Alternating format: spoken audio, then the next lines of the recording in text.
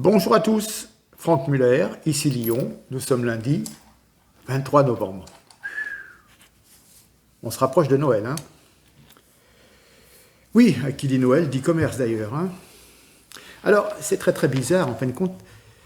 Oui, à l'étranger, ce sont plutôt les grandes surfaces qui sont fermées et les petits commerces restent ouverts. Parce qu'effectivement, dans un petit commerce, on peut privilégier les distances, la distanciation sociale, 2 clients dans le magasin, les autres attendent à l'extérieur, etc. Et dans les grandes surfaces, les grandes surfaces à l'étranger sont fermées. Et chez nous, on fait tout le contraire, hein. Donc les grandes surfaces font le plein, on va tous s'agglutiner aux caisses, et puis les petits commerces, ils meurent de leur belle mort. On ose espérer une réouverture pour le 28 novembre, pour profiter du dernier week-end de novembre. Ça permettrait tout de suite déjà d'avoir un petit gain de chiffre d'affaires, hein. On peut rappeler quand même que le chiffre d'affaires, allez, on va dire, en moyenne 40% du chiffre d'affaires se fait en novembre et en décembre, hein, du chiffre d'affaires annuel. Voilà. Et d'après les estimations, on peut dire que 30% des commerces de centre-ville vont mettre la clé sous la porte parce qu'ils ne pourront pas se relever, hein. Il faudrait vraiment avoir une exonération totale des charges. Rien que le loyer déjà. Le loyer d'une boutique en centre-ville. Mais c'est bonbon. Bien. Alors, Macron va parler mardi soir. Donc, de toute façon, maintenant, on sait tout par la presse, hein. La presse mainstream a littéralement dérobé la démocratie en France. Tout se sait avant l'intervention du président, hein, voilà. Parce qu'il y a le Premier ministre, les ministres, les journalistes proches des autorités, voilà, et ça fuite, hein. C'est de la communication. On prépare aussi l'électeur à entendre ce que va dire Macron. Alors, d'après ce que nous dit CNews, il semblerait que mardi soir, Emmanuel Macron ne devrait pas annoncer un déconfinement total, mais un allègement progressif des contraintes en 3 temps. D'abord, la réouverture progressive des commerces autour du 1er décembre, en espérant le 28 novembre. Une deuxième étape avant les congés de fin d'année. Et enfin, la réouverture des bars et des restaurants pourrait intervenir durant le mois de janvier 2021. Les pauvres. Bien. Alors, nous apprenons qu'il va avoir 2 nouveaux conseillers. Et là, 2 nouveaux conseillers pour Macron, parce qu'il ne s'en sort pas, hein. Il fait boulette sur boulette, hein. Stéphane Séjourné, qui est en couple avec M. Gabriel Attal, va pouvoir collaborer avec son compagnon à l'Élysée, car il a été choisi pour assurer un rôle politique auprès d'Emmanuel Macron. Et on peut se demander si la situation est vraiment catastrophique au point où Macron décide de prendre des conseillers à l'Élysée, dont un qui est mis en examen dans des affaires extrêmement graves. Comment est-ce possible? Peut-on penser que l'exécutif n'en a plus rien à faire de l'opinion publique et de l'image que ça peut donner? Le roi Emmanuel a décidé. Il fait tout pour passer en force. Monsieur Thierry Solère, député des Hauts-de-Seine, donc est confirmé dans son rôle de conseiller politique d'Emmanuel Macron. Il est quand même mis en examen depuis plus d'1 an. Hein. Il y a une information contre lui. Alors, le terme de conseiller n'est pas officiellement reconnu, mais bon, les 2 élus rappellent qu'il s'agit de renforcer une relation non institutionnelle qui fonctionne depuis longtemps, comme l'a rappelé Thierry Solère. En tant que député, je n'ai évidemment aucune fonction à l'Élysée, mais j'ai depuis 3 ans un rôle politique. Oui, il a un rôle politique renforcé auprès des chefs de l'État dans cette nouvelle organisation. C'est quand même un élu de la République En Marche qui est soupçonné de fraude. C'est un ancien membre de l'UMP. Il a rejoint En Marche en 2017. Thierry Solère, un proche de l'ancien Premier ministre Édouard Philippe, avait été porte-parole de la campagne présidentielle de François Fillon, poste duquel il démissionna en mars 2017. Il avait senti le vent tourner, vous voyez.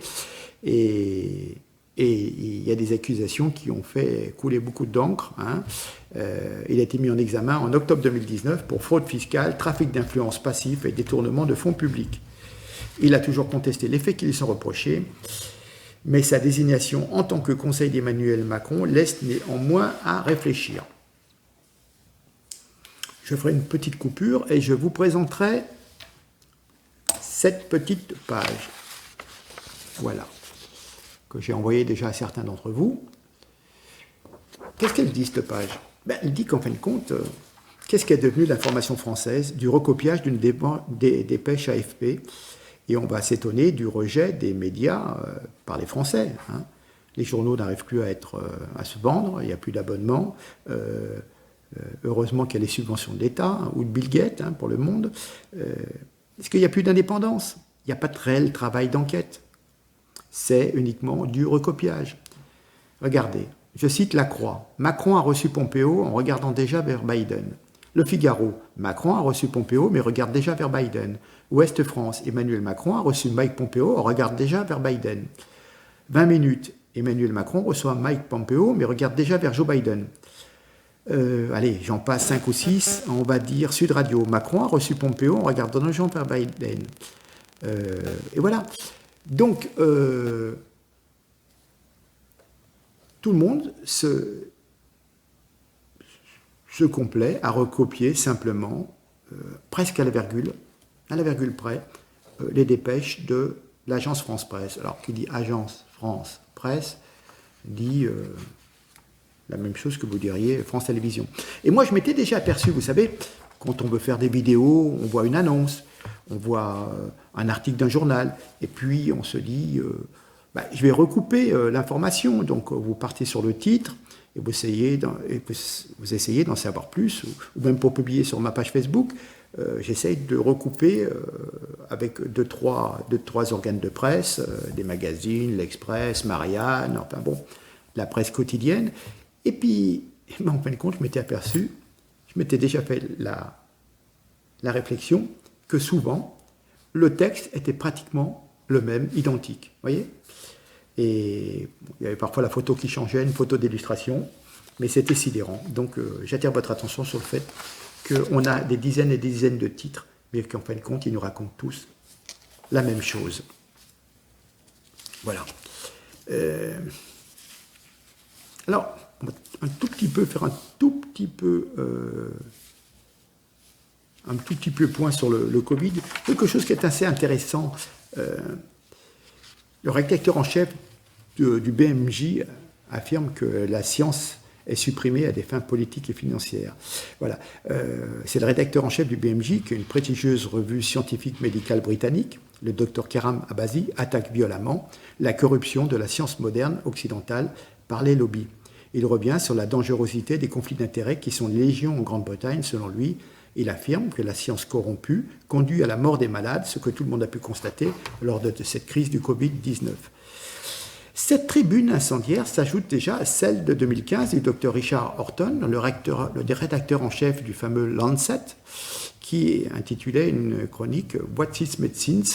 Et puis en janvier 2009, la rédactrice en chef du New England Journal Medicine, le Dr Marcia Angel, avait intitulé « Société pharmaceutique et médecins, une histoire de corruption ». Vous voyez, déjà dès 2009, la situation est dramatique, car la corruption est systématique et vous trouvez toujours quelques imbéciles pour oser soutenir l'inverse. Tout va bien, dormez sur vos deux oreilles. Hein. Les politiciens et Big Pharma sont là pour vous soigner. Mais pour vous soigner avec des médicaments le plus cher possible. Et je vous rappelle que Bruxelles a acheté pour 1 milliard de doses de Remdesivir, alors que l'Organisation mondiale de la santé vient de dire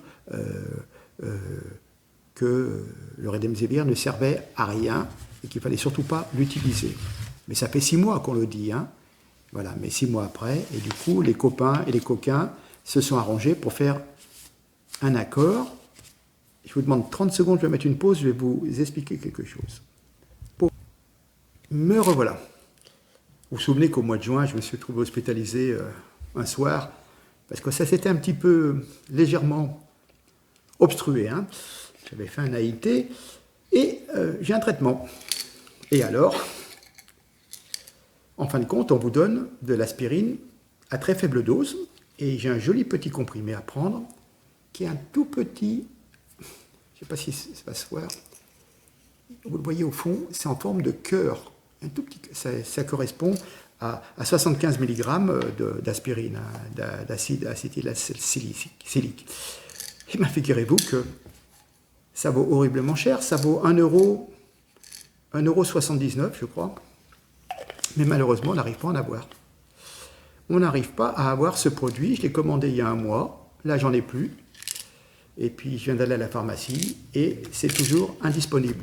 Et souvenez-vous, il y a des campagnes d'organisation de consommateurs, l'UFC, d'autres associations, qui se plaignent effectivement qu'on a de plus grands soucis à trouver des médicaments relativement basiques et pour la bonne raison que ça n'intéresse pas les laboratoires. C'est fabriqué en Inde, c'est fabriqué à l'autre bout du monde ou en Chine et voilà.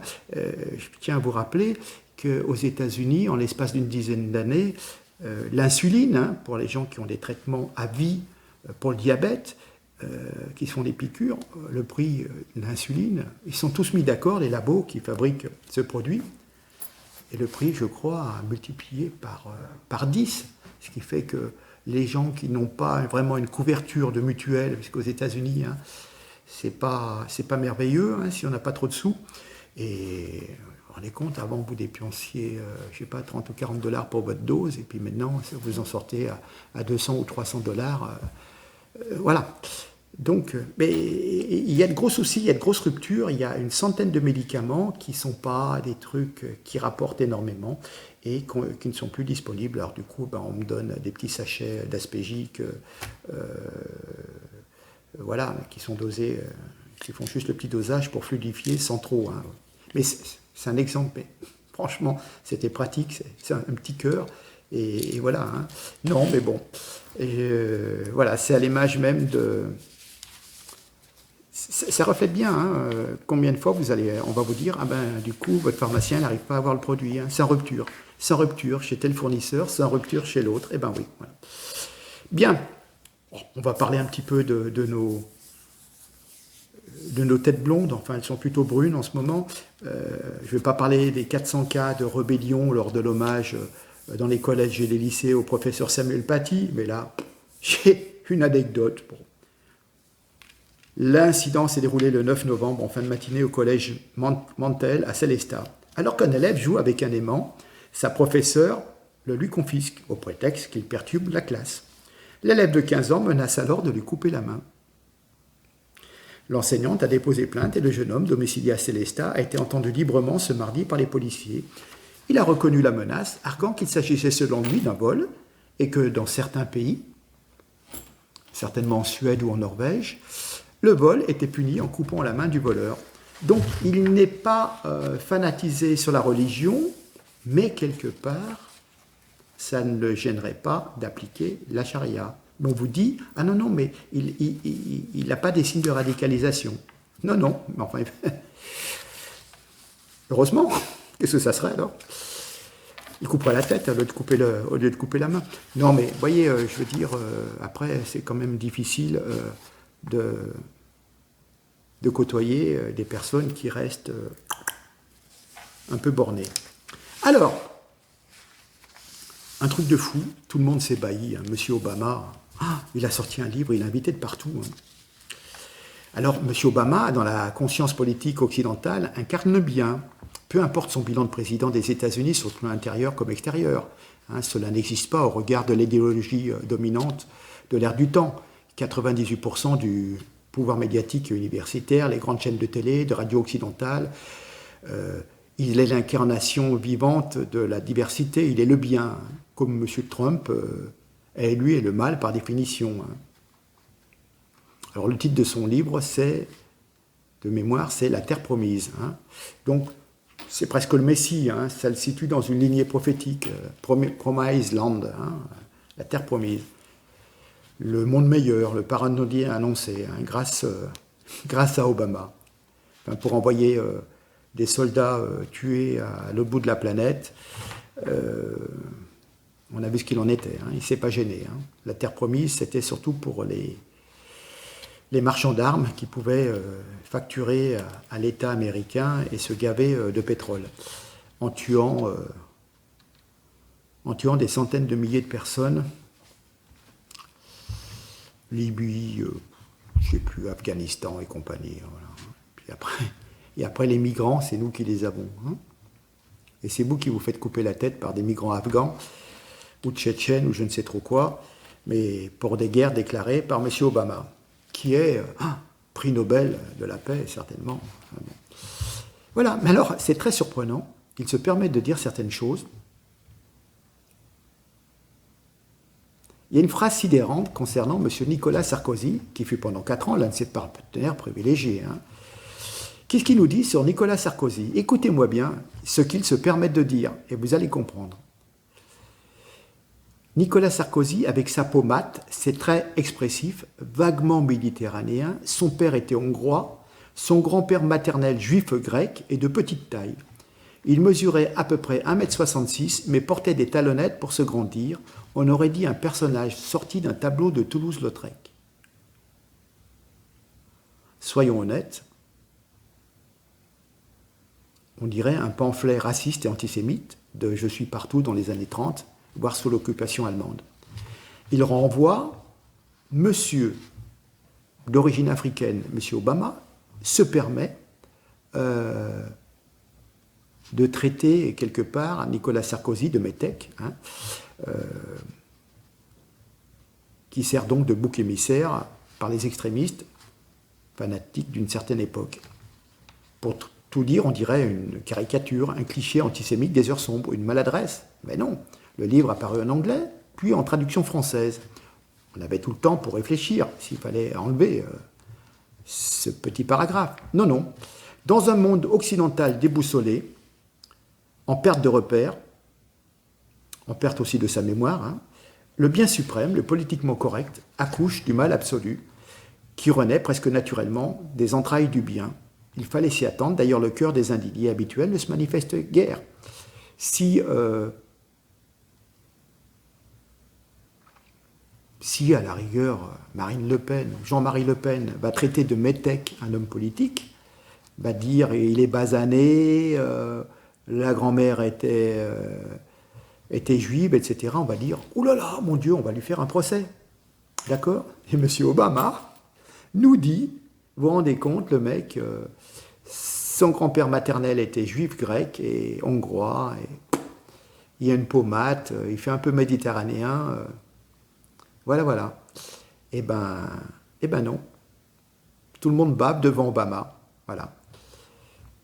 Alors évidemment, comme je dis, si c'est une personnalité étiquetée dans le camp du mal, genre Le Pen, eh ben alors là.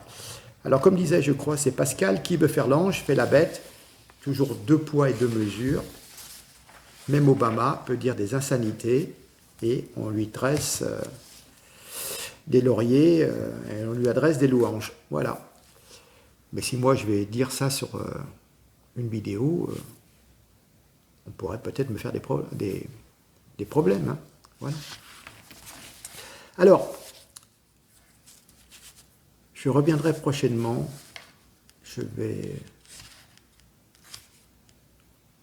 Oui, on va faire une toute petite coupure. Je vais vous passer la presse.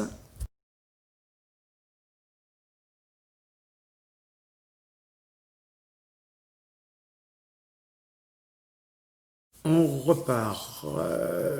Alors, quelques semaines après l'élection présidentielle, on ne connaît toujours pas le nom du vainqueur. On commence à saisir plus clairement la stratégie développée par les avocats de la Maison-Blanche, une stratégie probablement réfléchie depuis plusieurs mois. L'actuel président et ses équipes savaient dès le début que les élections de 2020 seraient les élections du siècle en raison des enjeux planétaires et de la volonté irrépressible des démocrates de reprendre le pouvoir dont ils s'estiment avoir été illégitimement privés 4 ans plus tôt. Trump, cet inattendu vainqueur, n'a jamais été adoubé par le système. Hein. Et on a toujours cherché des noises pendant 4 ans, ils n'ont jamais admis qu'il était passé président. Hein. Puis lui n'a rien fait pour non plus dans son style, mais bon. Quand il est question de vie ou de mort, tous les coups sont permis. Hein. La gigantesque fraude était donc largement anticipée et Trump l'avait déjà évoqué dès 2018, c'est pour ça qu'il avait fait passer le fameux décret. Soudain, l'arrêt du décompte des voix dans 6 États durant la nuit du 3 au 4 novembre annonçait déjà le début d'un espèce de coup d'État électoral lancé par les démocrates pour qui la fin justifie les moyens. Le 7 novembre, Joe Biden annonçait publiquement sa victoire et les médias du monde s'empressèrent de relayer la nouvelle, dressant un portrait dithyrambique du 46e président des États-Unis. Une annonce dépourvue de tout fondement légal, l'actuel président n'ayant jamais admis sa défaite. Bien au contraire, son équipe de campagne et ses avocats déposèrent un recours pour que soient ordonnées des enquêtes préliminaires. Donc, quand même, les premiers résultats ont convaincu le procureur général, William P. Barr, qu'un dossier d'instruction devait être ouvert, mettant ainsi en branle les autorités policières et judiciaires dans chaque État concerné. Des milliers d'agents ont été mobilisés et sont toujours à pied d'œuvre. Alors, selon les avocats du président, il ressortirait déjà des preuves édifiantes et des centaines de témoignages sous serment, des incohérences statistiques, des faux bulletins, des faux électeurs, l'intrusion malveillante dans le logiciel Dominion qui passait les résultats par Internet alors qu'ils n'avaient pas le droit, le truc est situé en Allemagne, enfin c'est tout un cinéma. Et tout cela, ça peut peut-être assurer la réélection de Trump d'une certaine façon. Un nouveau décompte des voix a été demandé par l'équipe de campagne présidentielle avec l'appui des autorités fédérales. Là, c'est posé une difficulté. Les modalités électorales dépendent des autorités locales. Et par exemple, la Pennsylvanie, on fait savoir qu'ils s'opposaient. Donc, comment on fait? Mais il y a un plan. Pourquoi? La finalité n'est pas probablement de recompter les bulletins, mais de montrer à la Cour suprême qu'il y a eu des cas de fraude qui sont suffisamment avérés et généralisés pour invalider les élections dans les États concernés. Donc on avait vu Maître Sidney Powell et Giuliani annoncer détenir des éléments. Bon. Pour les journalistes, évidemment, ils ne les ont pas vus, donc ils ont l'air de dire que c'est bidon. Mais dans ce cas de fraude avérée sur plusieurs États, aucun des deux candidats ne pourra se prévaloir des 270 grands électeurs. Mais que prévoit la Constitution dans un tel cas de figure? Si au 14 décembre, le collège électoral ne parvient pas à élire un président, celui-ci sera élu par la Chambre des représentants. C'est le 12e amendement de la Constitution des États-Unis. Alors on pourrait dire que c'est mal engagé pour Trump, la Chambre étant majoritairement démocrate. Oui, mais il y a une subtilité. On ne compte pas le nombre de représentants. Chaque État dispose d'une seule voix, indépendamment de sa taille. Il y a 30 États républicains et 20 États démocrates. Et voilà la stratégie. En résumé, la réélection de Donald Trump est une configuration plausible. Il n'est pas exclu que les démocrates se soient encore une fois laissés prendre dans le piège qui leur a tendu. Et si c'est le cas, ils ne se remettront probablement pas. Et les médias qui leur sont inféodés subiraient une disgrâce à la hauteur de leur forfait. Je pense que, compte tenu de la façon dont ça s'est fait, de la censure de Facebook et de Twitter auprès de tous les gens qui osaient parler de fraude, de médicaments, de chloroquine, de choses. Dès qu'il y avait un avis qui était divergent de la bien-pensance, automatiquement, les comptes étaient suspendus. J'ai vu le moi-même, parce que je suis encore sous interdiction de partager et de publier, tout simplement parce que j'ai parlé de chloroquine. Vous voyez, donc, il y a des mots qui sont interdits comme ça. Et voilà. Alors, on peut se tromper, mais il peut y avoir un... Bon, la prévision, c'est du sport à haut risque. Mais voilà, le recomptage, c'est une chose. D'ailleurs, c'est bizarre.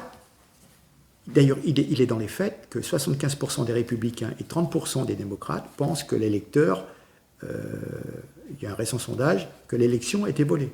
Déjà, c'est déjà bien rentré dans les esprits des gens. Donc, ça va être compliqué. En Géorgie, il y a 16 grands électeurs. Le gouverneur de l'État et le secrétaire d'État de cet État, ont refusé de certifier la victoire de Biden. Ils nous disent le recomptage a révélé des erreurs inacceptables. C'est le gouverneur qui parle. Il a demandé un audit car il y a eu des erreurs significatives. Pour la Pennsylvanie, 7400 électeurs ont renvoyé leur vote avant d'avoir reçu les bulletins par la poste. Des observateurs républicains ont été empêchés d'accéder au décompte. Ils n'ont pas pu rentrer pour observer. Voilà. À Milwaukee, il y a eu plus de bulletins dépouillés que d'électeurs inscrits. Voilà. Puis bon, il y a des morts, des gens qui étaient morts depuis 10 ans, qui ont voté, comme l'ancien boxeur Joe Frazier.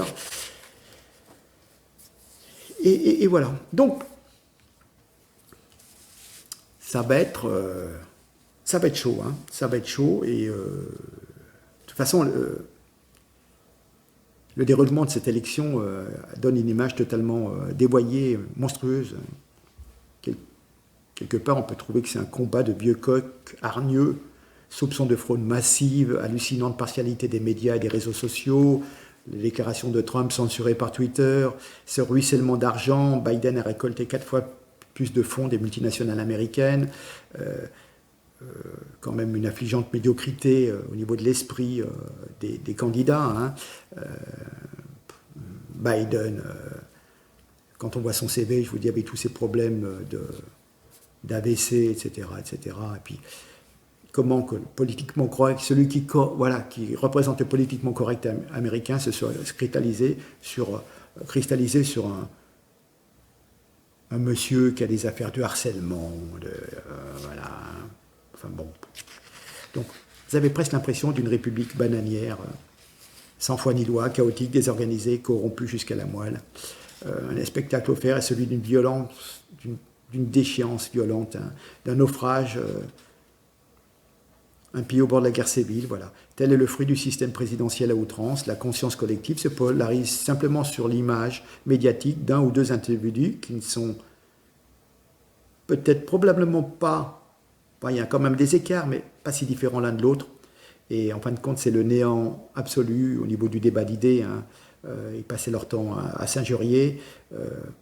Ça crée des émotions et des phénomènes de passion, d'amour, de haine, au détriment de la raison, de la réflexion. Voilà. Hein. Ça va jusqu'à la démence, hein, où vous avez des gens qui se baladent avec des fusils. Hein. C'est le grand cirque américain. Il y a une misère politique.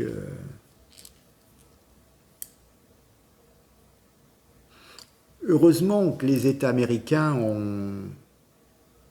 sont de puissantes collectivités territoriales et le peuple peut quand même être consulté par référendum. Hein. En France, malheureusement, nous n'avons pas ce type de référendum et on verra ce qu'il en sera de nos futures élections. On peut se poser même la question, il semblerait que nous avions les mêmes machines dans le calcul des votes et que certains osent dire que Macron n'était peut-être pas en tête au départ et qu'il était plutôt troisième et qu'il s'est retrouvé par la grâce des trucages premier pour se retrouver en finale avec Marine Le Pen. Donc ce système français est au moins aussi minable et corrompu que celui des États-Unis et malheureusement nous voyons bien que nous en souffrons depuis déjà quelques années. Hein. C'est pas le top en matière de démocratie. Voilà.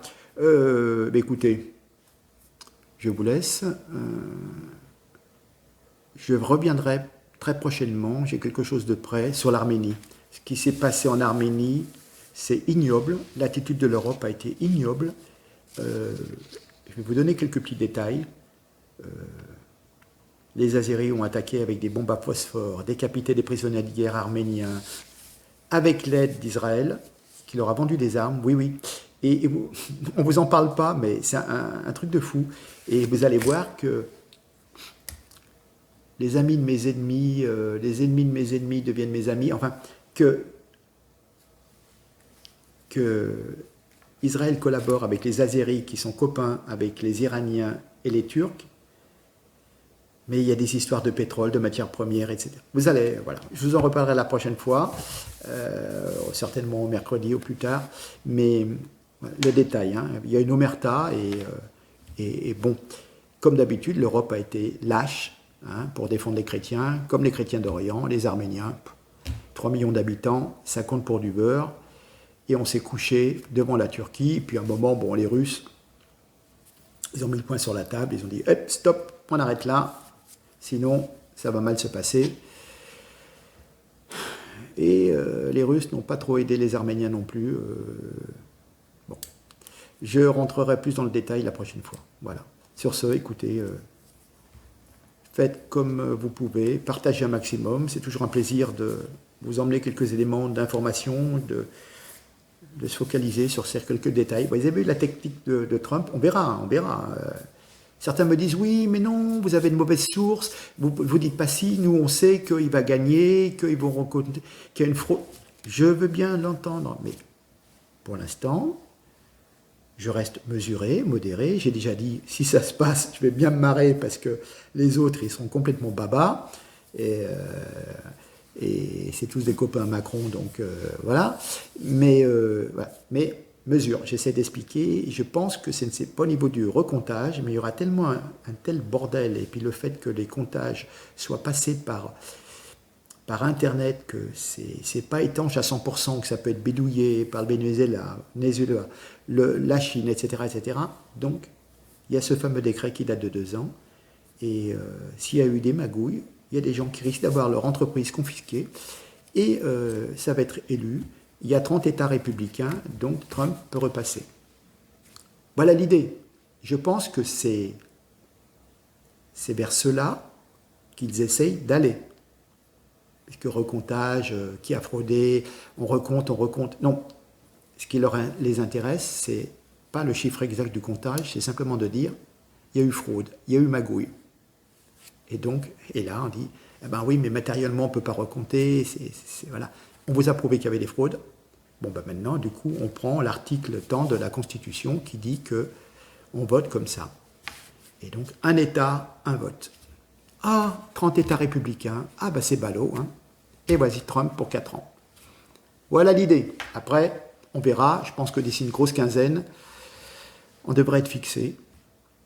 Advienne qui pourra. Allez, je vous laisse. Bonne soirée. Je pense que cette vidéo, le temps que je la prépare, ça sera pour ce mardi matin.